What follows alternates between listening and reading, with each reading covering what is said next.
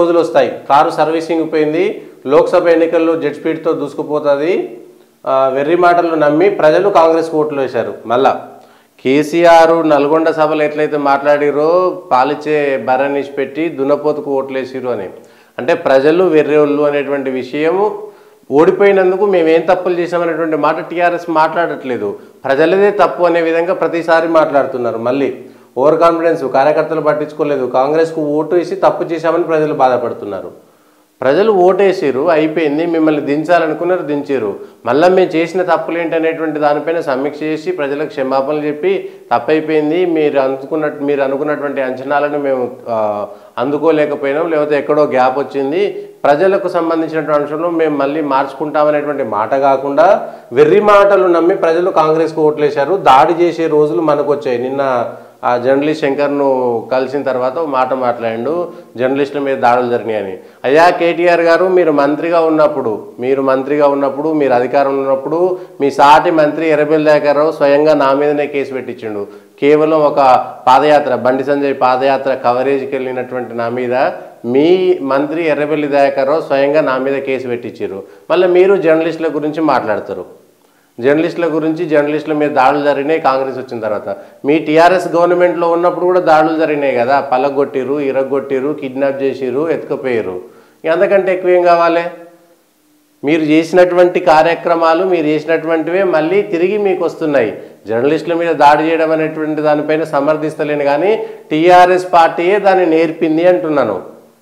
మీరే వేధించారు కదా, అసలు జర్నలిస్టులకు విలువ ఇవ్వకుండా మాట్లాడకుండా చేసిందే టీఆర్ఎస్ పార్టీ కదా. దీనికి సంబంధించినటువంటి విషయం పైన సమాధానం చెప్పాలి కదా టీఆర్ఎస్ పార్టీ. గతంలో మీరు అధికారంలో ఉన్నప్పుడు కన్ను మిన్ను కానకుండా వ్యవహారం చేశారు కదా. మళ్ళా ఓడిపోయిన తర్వాత ఏం మాట్లాడతారంటే కారు సర్వీసింగ్ పోయింది, మనకు దాడి చేసే రోజులు వస్తాయట. అంటే దాడులు చేయాలనుకుంటున్నారు, కానీ కాంగ్రెస్ వాళ్ళు దాడులు చేస్తే వాటిని తిప్పికొట్టి దాడులు చేస్తున్నారంటే ప్రజలకు చెప్పకుండా మేము దాడులు చేస్తాం, అంటే మీరు దాడులు చేయడం ఒక ఫ్యాక్షనిజాన్ని పెంచాలనేటువంటిదా మీకు సంబంధించినటువంటి మాట?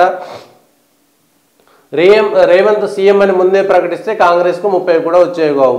సరే, కాంగ్రెస్ వాళ్ళు రేవంత్ను ముఖ్యమంత్రి అని ప్రకటించలేదు, ప్రకటించకుండానే కాంగ్రెస్ పార్టీ పోయింది, తర్వాత రేవంత్ రెడ్డిని ముఖ్యమంత్రి చేశారు.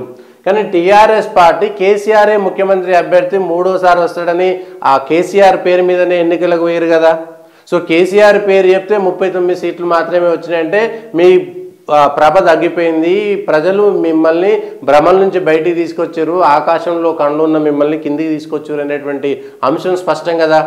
రేవంత్ రెడ్డి మోహన్ చూసి ప్రజలు ఓట్లేయలేదు అనుకుందాం, మీరన్న మాటకు కాసేపటికి సై.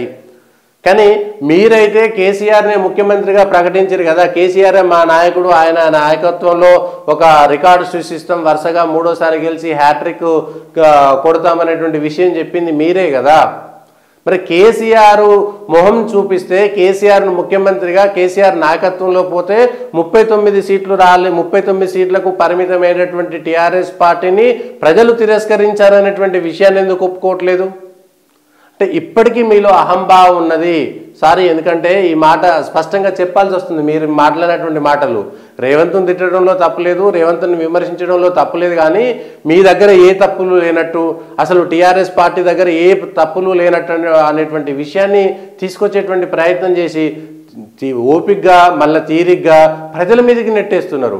అంటే ప్రజలు 30 కూడా వచ్చేటే కావు, ప్రజలే తప్పు చేసిరు, రేవంత్ రెడ్డి తప్పు చేసిండు, కాంగ్రెస్ తప్పు చేసింది, వాళ్ళంతా తప్పులు చేసి గెలిచిరు, ప్రజలు తప్పుగా ఓటేసిరు, బర్రెకు దున్నపోతుకు వాళ్ళకి తేడా తెలియదు, వెర్రి మాటలు విన్నారు, వెర్రి బావులోళ్ళు. ఈ మాటలన్నింటినీ చూస్తుంటే మీ టీఆర్ఎస్ పార్టీ ఇంకా మేము అధికారంలో ఉన్నామని అనుకుంటున్నారు తప్పితే, అయ్యో ప్రజలు మనల్ని తిరస్కరించిరు, ఏ కారణం చేతైనా సరే ఆ కారణాలు ఏంటి, ప్రజల దగ్గరికి ఎట్లా వెళ్ళాలి అనేటువంటి విషయాన్ని కూడా స్పష్టంగా చెప్పలేకపోతున్నారు కదా. అది కదా చెప్పాల్సింది.